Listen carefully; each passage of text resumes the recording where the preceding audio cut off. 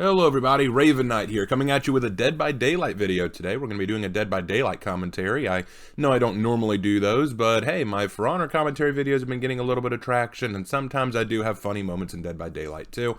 Today we're going to be looking at two matches side by side. One was a bit of an interesting take. I had to play as a survivor, I was playing as Fang, and I had one job only, that was to escape the trial. That was all I had to do, and I've been very unsuccessful. But this trial was very unique. It was very strange, and you'll see why as we get into it. And then after we take a look at that, we're going to take a look at another match that we went into that was even more unique than this one, if I'm being honest. So let's go ahead and get started. So we're at Azeroth's place. Now, if you look around the map, you're seeing these little snow skull piles. Basically, the developer team at Behavior wanted to let us have snowball fights if we wanted to, so you can collect those snow skulls and just throw them at each other. It's kind of a neat idea, neat winter idea. The skull stuff has never been my favorite thing in Dead by Daylight, but I mean, whenever they do the winter kind of thing, it's never been my favorite kind of event. I usually prefer the Halloween stuff, but I mean, if you enjoy it, that's your thing.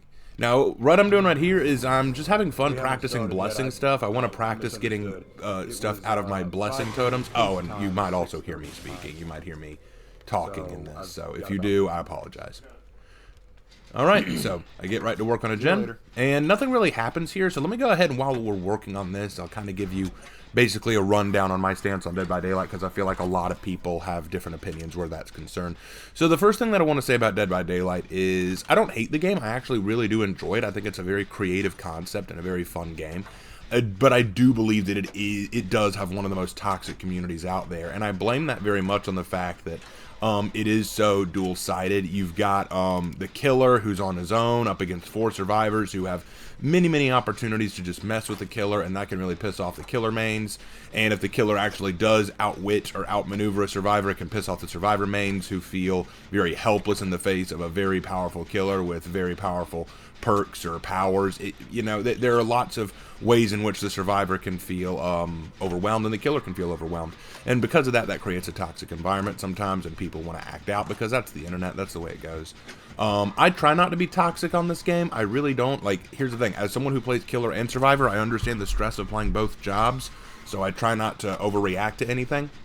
Now, just to take a break from that, look at the screen. The killer hasn't chased anyone yet. No one has been chased by the killer. However, I'm the only one working on a gen right now, which kind of surprised me. So I was kind of okay, so now one of them's working. David's working on one. But for a while, I thought, is anyone else going to work on a gen? Am I the only one doing this? It was really weird. I don't know what the other two are up to. So I finished that gen, and I move on to the next one. And here's where things start getting weird. Can I just say that I love this outfit on Fang, man? Like, it looks so good. Like, that's going to be my main outfit from now on for her. Looks really good. Alright, so working on this with David. I'm surprised that generator is so close to the other. I don't like when they are. It always makes me nervous. Alright, now here we go. We hear the terror radius, and we decide to try to get away. And then in comes the clown. I got blocked, so I get hit. It's fine. And the clown decides he's going to target me, which is fine. I have no problem with that. I decide to get a little sneaky and maybe hide in a locker. Maybe that'll throw him off. And at first it seems to, if you watch. He walks right by me. But then takes a chance. Finds me. And I'm caught. Nothing to it. And nothing really odd about this right now. That's just the way it goes sometimes. But then you'll notice he starts throwing his canisters at me, which seems a little silly. Like, I guess it's just to be toxic or whatever. I mean, literally toxic since it's these gas canisters. But I don't know what I did to him. Like, I legitimately haven't done anything. I didn't butt dance him. I didn't do anything. It seems a little weird that he'd do this. I guess he's just being a little bit trolly.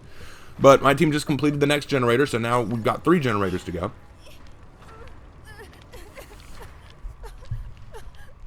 So I'm just hanging out, not a lot to it. I'm just kind of hanging out here, just letting things happen. Now, if you look, someone's coming to help me out. So I'm waiting on them. I'm gonna let them get their save. It's David. And I'm off. And I decide to run away so that I can find somewhere quiet to hunker up. And clown's after me again. A little bit of tunneling. Now, tunneling, I sometimes understand. I've tunneled myself on occasion, so it's not a big deal.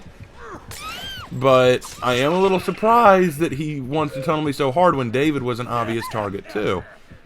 Oh, he picks me up and makes his way back to the hook.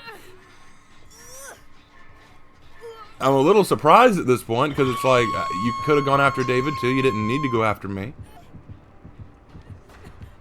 So I just now have to hang out a bit longer. Now here's where things get interesting. Like I said, like, we had a little bit of tunneling, but I thought, you know, that was just because he saw me first. And you know what? I get that. Sometimes when you're a killer and you look in the direction of a hook save, you see one person and you just target that person. It's fine. I get that. But then we have this. David runs over to save me. He's injured. And Clown still goes for me. And I thought, okay, well, he was just hitting me to put me in the mangled effect, right? That was all. Until he is coming right for me. I guess you could make the argument that it's just because he wants to get me out of the game. Like, you just tunnel one survivor until they're completely out of the game and work your way down from there. I don't recommend that tactic, by the way. It's not a good tactic because more often than not, all that's going to happen is the other survivors are just going to finish all their gens and get out, and you only get 1, maybe 2 kills. But this guy's determined to kill me. So I'm down now. The other survivors have figured out that he's tunneling me, so they decide to save me. He gets blinded for his trouble, and I take off, and I think, okay, now chase David. He blinded you, chase him. So I think that I'm finally in the clear. I'm not being chased. I'm like, all right, I can finally get away and maybe heal or find someone to help me heal or something. But then he's after me again. He is determined to kill me. I am stunned by this guy. The only thing that disappoints me right now, he gets me again. What disappoints me right now is why isn't the rest of my team working on gens while this is going on? They could get out. And they blind him, and I take off again, and I'm like, please, leave me alone. You have 2 targets right in front of you. They clearly are trying to help me out right now. Just please, leave me alone. So at first I'm like, okay, he's going after someone else now. He's going after someone else. I can leave. I can go hide. I'm good. How much y'all want to bet that's going to last, huh? Y'all want to take bets?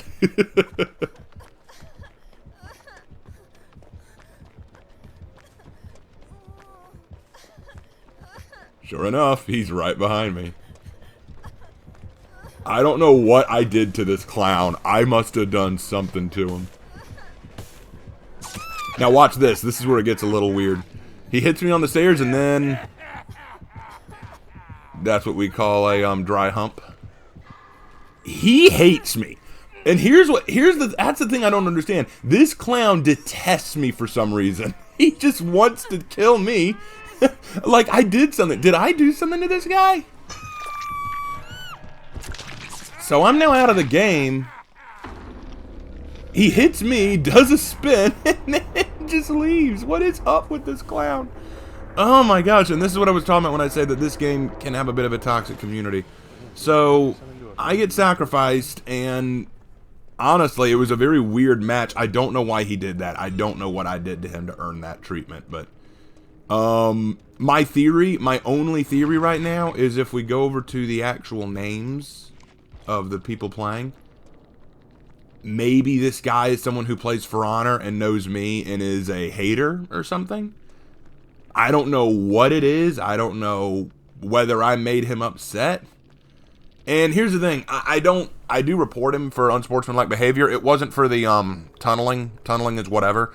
It was the dry hump thing. I was like, that was a little unnecessary and kind of inappropriate. So I do report him for that.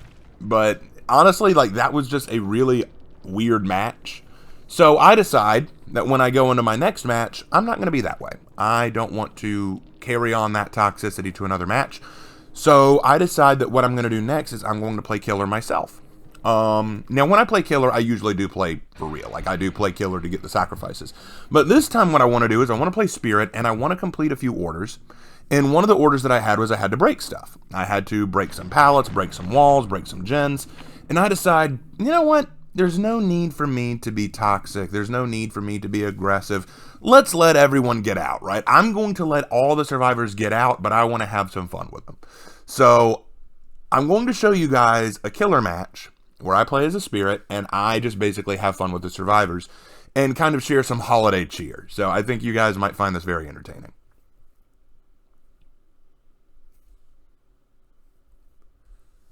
I think that it can be good at times when playing Dead by Daylight to remember that you don't need to take it seriously. It's not that big a deal of a game. It can be frustrating. I know that. Like, a couple of y'all saw me stream it not too long ago, and I got very frustrated. It wasn't that I was frustrated with the game necessarily, but more I just didn't want to play the game at the time, and I was angry with a lot of other stuff going on, so I still really do love this game. It's a very fun game, and the key to enjoying it is just recognize it's not as big a deal as you might think it is. It can get frustrating, though. I understand that. So, first thing I do, I break the gen, starting my stuff, but I want them to know that I'm not against them. I'm not their enemy.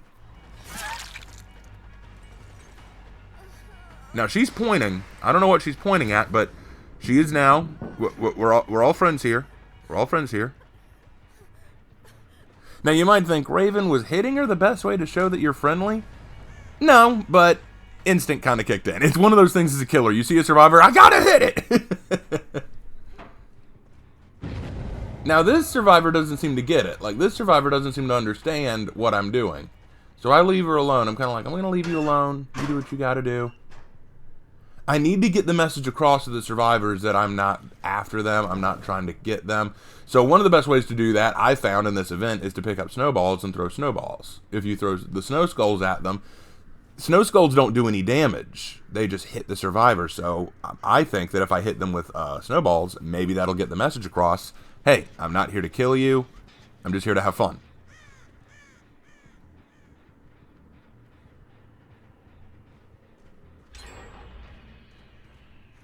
Yep, they finished a gen. Nia, it's okay. Nia, we're friends here, Nia. Nia, we're cool. We're cool. Nia, see? Hold on. It's okay. You're good. You're okay. And yet she's still hiding. I think she's very much afraid that I'm waiting for her to come to me and then attack her. I think she does not trust me. So I decided, all right, let's give her her space. Let's give her her space. Let's let her know we're not enemies here. Let's get some more snowballs. Let's go to the next gen. Now, of course, the message is still not received to everyone because once we get to this next gen, they panic at first. Oh, it wasn't that gen. It was the other one. My fault.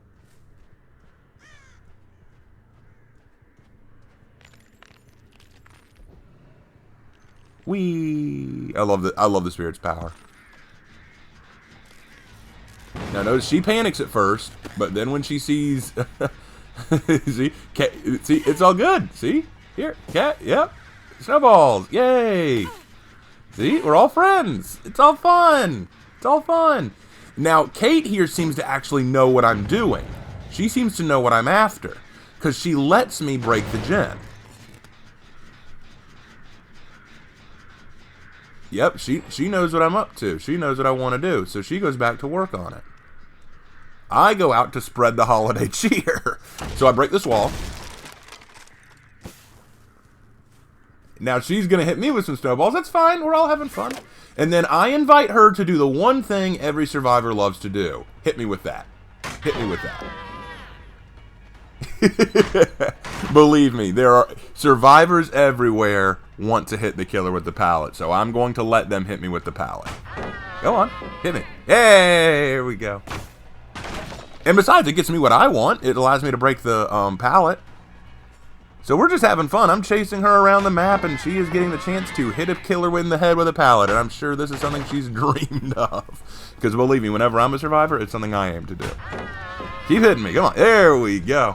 And y'all might think, Raven, isn't this bad for you because you're not getting any points? Normally, yes. When you play the killer like this, because it is all the killer. If the killer doesn't want to play like this, then the survivors just have to deal with it.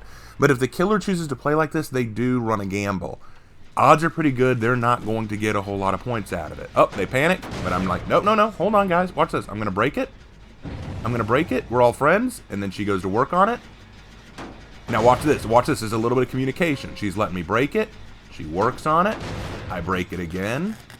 She works on it. And this gives the message to the other survivors, Ebenezer Scrooge has changed his ways. So I did that, and now she thinks I still need to do it, but I'm nodding my head like, no, no, no, no, no, you can do it now. You can do it now. So now she can finish the gen. Now I'm going to go check on those survivors. They're working on another gen. Now they panic at first. They panic at first, but then Nia gets the message. We're good. Go work on it. You're fine.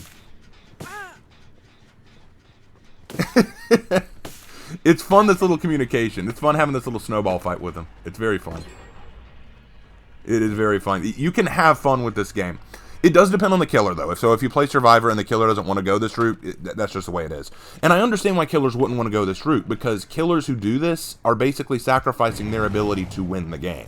They're basically saying, I'm going to let you escape, and I'm not going to get the points I need to pip up, or to get better points, or to get better stuff. Like, it is a sacrifice that the killers make. So I understand why killers don't want to do it all that often.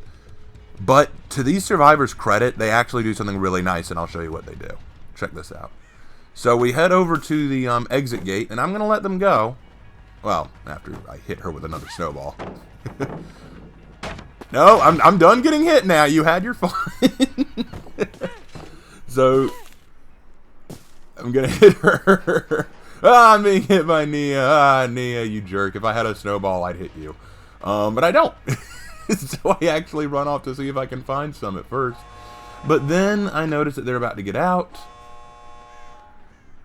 Oh, there are the snowballs. Yay. Now here's what the survivors do. Watch this. This is pretty awesome. I don't know what she's doing at first. She's pointing at the hook and I don't understand the message. But then I realize what they're planning. They want me to hook them. Why? Because hooking survivors gives me blood points. So they're letting me hook so that they can get altruism points by saving each other, and I can get points by getting hooks. So we're going to help each other out. And for the next few minutes, this is what we do. I will hook each one of them twice, so that they're one hook away from death hook. And then they'll save each other, and then they'll heal each other, and it just goes that way. It was really cool of them to do, and it does help them. It's not like this doesn't benefit them at all. This does benefit them. They get altruism points for doing this. Ah, attack of the deranged killer monster snow goons. Haha. Thought you could hide, did you? So we're now gonna get Kate. Yep, she wants to get hooked too. Everyone wants a chance to get hooked. Now you might think that this looks boring. Like this is boring, y'all. Honestly, it's not all that boring. I actually really like this. It's not my preferred way to play Dead by Daylight, but sometimes, you know, after a really toxic match like that first one with the clown, sometimes you do need to just, you know, remind yourself, this game doesn't need to be taken seriously. You don't need to sweat. You can just have a good time. You can farm points. You can share some of that holiday cheer, you know? So each one of them has now been on once. So I want to make sure that each one of them gets on twice so I get those that good, sweet points. But I want to be careful because I don't want to hook them too many times and end up killing them because they've been good to me. I want to be good back to them. She's next.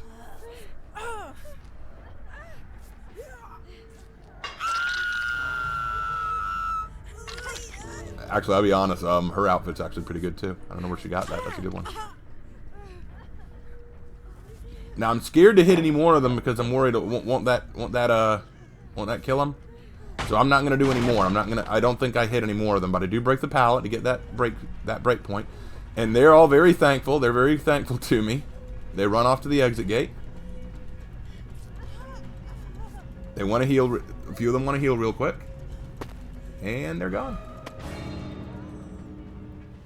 I wanted to show that to you guys to show that, you know what, you can have really toxic, really weird matches like that clown one, but then you can also have some really wholesome, really fun ones like that match. It all depends on how you approach the game, and if you're a killer main out there, don't be afraid to do stuff like that. Anyway, that's going to end this video for me, guys. Thank you so much for watching, and as always, I will see you in my next video. Take care.